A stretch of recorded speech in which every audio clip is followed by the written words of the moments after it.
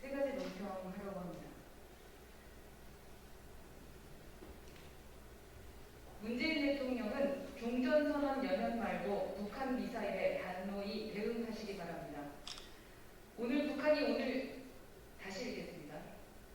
문재인 대통령은 종전선언 연연 말고 북한 미사일에 단호히 대응하시기 바랍니다. 오늘 북한이 동해상으로 또다시 미상 발사체를 발사했습니다.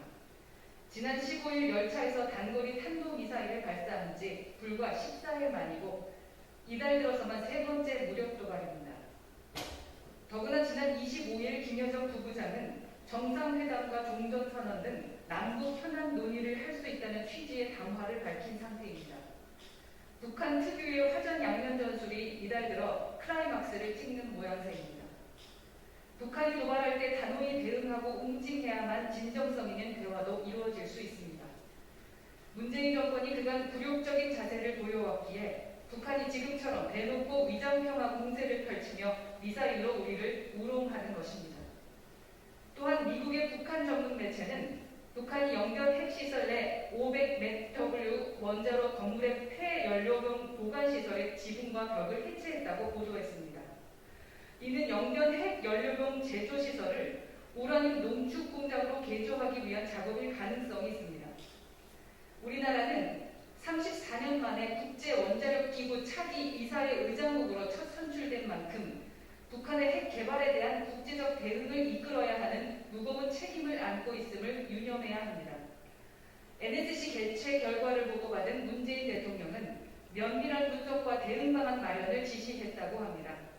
이미 북한이 이번 달에 일으킨 도발만으로도 국민들과 국제사회의 불안은 크게 가중된 상태입니다. 이번 발사체조차 UN 안전보장이사회 결의 위반에 해당하는 것으로 밝혀지면 문재인 대통령은 그 어느 때보다 단호한 대응 의지를 보여야 할 것입니다. 문재인 대통령이 종전선언에 연연하면서 또다시 북한의 위장평화 공세에 휘둘리다 보면 국민의 안전과 국제사회의 책임을 방기하는 것임을 엄중히 경고합니다. 국제적 망신을 초래한 언론재갈법은 여야 합의로 처리되어야 합니다. 민주당이 밀어붙이고 있는 언론재갈법의 처리 시한이 하루 연기되어 오늘로 다가왔습니다. 여야 8인 협의체가 한 달 동안 11번 회의를 했지만 합의안 없이 결렬되었습니다. 정정, 반론보도 청구권과 같은 쟁점에서는 의견 접근을 이루었지만 민주당이 징벌적 손해배상과 열람차단 청구권 등 언론 자유를 억압할 독소 조항을 끝까지 고집한 탓입니다. 지난 24일에 아이린 카뉴의 의사표현의 자유 특별보고관은 민주당 개정안에 대해 여기저기서 단어 한두 개 주변부만 수정하는 것으로는 충분하지 않다고 분명히 못을 박았습니다. 언론재갈법이 한국을 롤모델로 삼은 국가들의 잘못된 메시지를 줄 수 있다고도 경고했습니다. 이미 언론재갈법은 국경을 초월한 국제 문제로 비화되었습니다. 대한민국은 제2차 세계대전 이후에 신흥국 중 산업화와 민주주의를 동시에 이룬 유일한 나라라는 국제적 위상을 지니고 있습니다. 문재인 정권은 포퓰리즘 망국 정책으로 경제를 후퇴시키더니 이제는 언론재갈법으로 민주주의마저 후퇴시키려 합니다. 민주당은 어렵게 쌓은 나라의 국제적 위상을 무너뜨리고 역사에 죄를 짓고 있음을 깨달아야 합니다. 민주당이 입법 독주로 졸속 처리한 임대차 3법, 공수처법, 연동형 비례대표 개정안 등은 이미 현장에서 부작용을 양산하고 있습니다. 악명 높은 선례를 보고서도 민주당이 일부 강경파에 휘둘려 또다시 강행 처리를 시도할 것은 아닌지 우려됩니다. 국민의힘은 민주적 절차에 따른 합의를 위해 마지막까지 노력할 것입니다. 대한민국의 언론 자유를 수호하기 위해서라면 필리버스터를 포함한 모든 투쟁도 불사할 것입니다. 대장동 게이트 특검 수사는 국민의 명령입니다. 이재명 경기도지사가 설계한 대장동 복마전이 끊임없이 가지를 뻗어가고 있습니다. 언론 보도에 따르면 이화영 킨텍스 대표이사의 보좌진 출신인 이한성 씨가 천화동인 1호의 사내 이사라고 합니다. 이 대표는 열린우리당 전 의원으로 이 지사와 이해찬 전 총리 등 여권 핵심 인물들과 가까운 사이로 알려져 있습니다. 화천대유에서 여권 중심부에 이르는 라인이 하나 더 대장동 의혹은 보리디우스의 매듭처럼 더 복잡하게 꼬여가고 있습니다. 이 지사가 설계한 구조적 모순 위에 법조계 카르텔, 여권 라인, 야당권까지 얽혀 있습니다.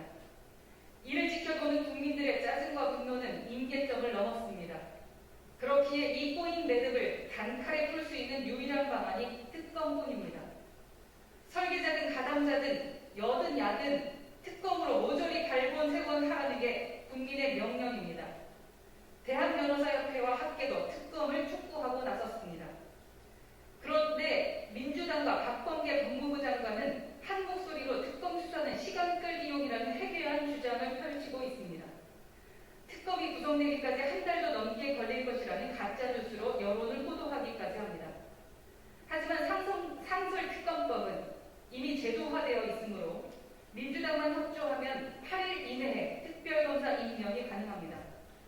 최순실 사태 때 민주당은 대통령이 임명하는 특검조차 수용할 수 없다며 특별법까지 만들어 박영수 특검을 앉혔습니다. 그때는 맞고 지금은 틀리다는 건 둥지에 몰린 막장 논리에 불과합니다.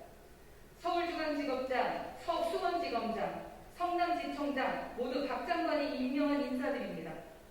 친여권 고위 법조인들도 줄줄이 얽혀 있습니다. 검찰이 수사한다고 해서 어느 국민이 결과를 납득할 수 있겠습니까?